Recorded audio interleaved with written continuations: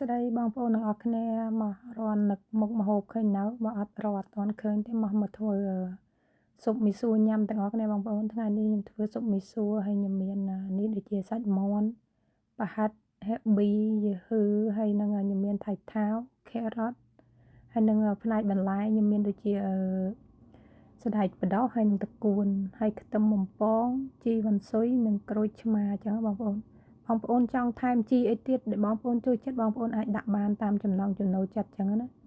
ហើយឥឡូវយើងមកធ្វើទឹកស៊ុបនេះឥឡូវខ្ញុំដាក់ដាំទឹកចោលហើយខ្ញុំមកលាយគ្រឿងហើយគ្រឿងដែលខ្ញុំលាយនេះបងប្អូនគឺមានដូចជាអំបិល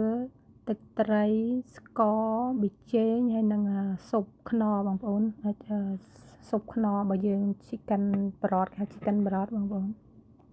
ខ្ញុំលាយទុកឲ្យហើយចឹងទៅស្រួលបងប្អូនហើយនេះគឺជាមីសួរដែលខ្ញុំប្រើហើយបើបងប្អូនប្រើម៉ាកណាបងប្អូនប្រើតាមចំណង់ចំណូលចិត្តទៅហើយនេះមីសួរនេះខ្ញុំដកចេញដាក់ចេះហើយបើអ្នកខ្លះក៏យកទៅត្រាំទឹកបងប្អូនតែចំណែកខ្ញុំអត់ត្រាំទឹកទេព្រោះមីសួរនេះពេលយើងញ៉ាំខ្ញុំយកទៅស្រុះជាមួយទឹកក្តៅអញ្ចឹងណាយកទៅស្រុះទឹកក្តៅជាមួយបន្លែឲ្យទន់ហើយបានយើងយកមកដាក់ជាមួយទឹកស៊ុបញ៉ាំអញ្ចឹងសម្រាប់ខ្ញុំអត់ត្រាំទឹកទេហើយឥឡូវទឹកខ្ញុំពុះហើយឥឡូវខ្ញុំមកដាក់មាន់ចូលហើយរយៈពេលដែលយើងរំងាស់មាន់បងប្អូនមាន់នេះខ្ញុំដូចជា25នាទីទៅកន្លះម៉ោងនិយាយទៅតាមទំហំមាន់របស់យើងបងប្អូនប្រើមាន់ទំហំធំជាងហ្នឹងក៏លៃម៉ោងឆែកមើលទៅតាមហ្នឹងទៅហើយឥឡូវខ្ញុំដាក់ហេប៊ីហើយនឹងយឺហ៊ឺចូលជាមួយនឹងមាន់ឥឡូវមាន់ខ្ញុំពុះហើយខ្ញុំរំងាស់បានមួយសន្ទុះហើយឥឡូវខ្ញុំដាក់គ្រឿងដែលគ្រឿងខ្ញុំលាយទុកណាឥឡូវខ្ញុំចាប់ផ្ដើមចាក់ចូលបងប្អូនចាក់ចូលគ្នាអញ្ចឹងទៅហើយបងប្អូនត្រូវដុសពពុះខ្មៅនេះចោលព្រោះពេលណាយើងដាក់គ្រឿងដាក់គ្រើវាចូលទៅយើងដាក់មាន់ទៅវាមានកំតិចកំទីវាឡើងមកអញ្ចឹងយើងត្រូវដុសវាចោល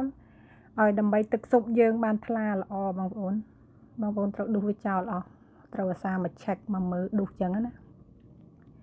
ឥឡូវខ្ញុំរំងាស់មាន់ចោលតិចទៀតអញ្ចឹងទៅឥឡូវខ្ញុំមក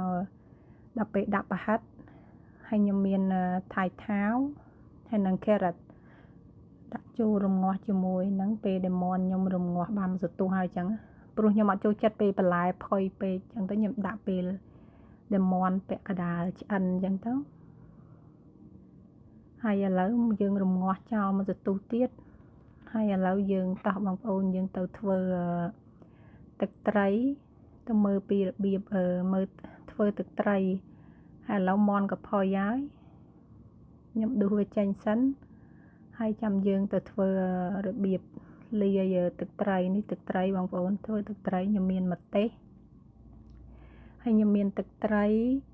ហើយមានដាក់ស្ករសប៊ីចេងម្រេចហើយនឹងក្រូចឆ្មាបងប្អូននិយាយទៅរសជាតិបងប្អូនយកតាមចំណង់ចំណូលចិត្តជូរអែមប្រៃអីតាមចំណង់ចំណូលចិត្តបងប្អូនអញ្ចឹងណា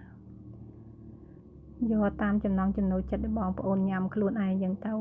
ហើយហ្នឹងហើយបងប្អូនវីដេអូថ្ងៃនេះក៏មានតែប៉ុណ្ណឹងចែកម្លែកតែប៉ុណ្ណឹងអរគុណច្រើនជួបគ្នានៅវីដេអូក្រោយៗទៀតបាយបាយ